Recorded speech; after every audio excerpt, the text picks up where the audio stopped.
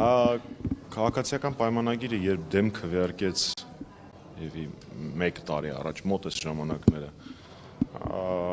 հայ գերիներին Բաքվից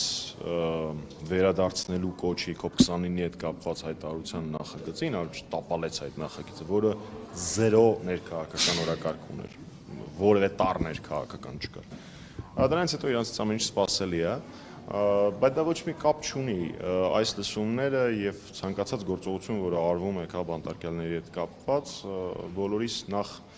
առաջին հերթին մարդկային եւ երկրորդ հերթին արդեն քաղաքական պարտքն է։ Դա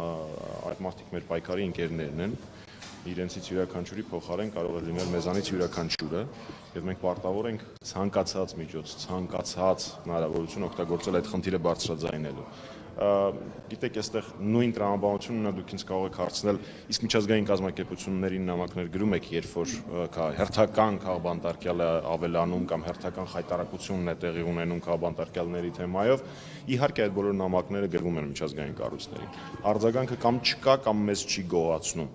բայց դա չի նշանակում, որ պետք է դադարել կատարել այդ աշխատանքը։ Մենք պարտավոր ենք կատարել մեր պարտքը, մեր պարտավորությունները, անկախ նրանից, թե ինչքան լկտի, ցինիկ լռություն է լինում միջազգային կառույցների կողմից։ Լռությունը ինչով է պատասխանում նամակներով դիմում եք, հետո ինչ պատասխան։ Շատ լավ է, ես հարցին պատասխանում այստեղ։ Լռությունը ամենայն հավանականությամբ պայմանավորված է աշխարհաքաղաքական շահերով եւ Փաշինյանի հլու հնազանդ կատարածու լինելու փաստով։ Ինքը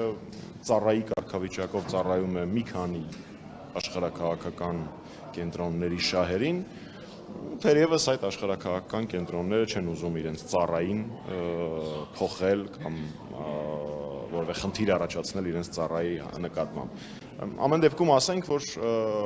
իսպառ լռություն չի, եղել է ԵԺԿ-ի բանաձև, որը շատ կարևոր փաստաթուղթ է Եվրոպայի իշխող քաղաքական միավորի, Եվրոպայի ժողովրդական կուսակցության եւ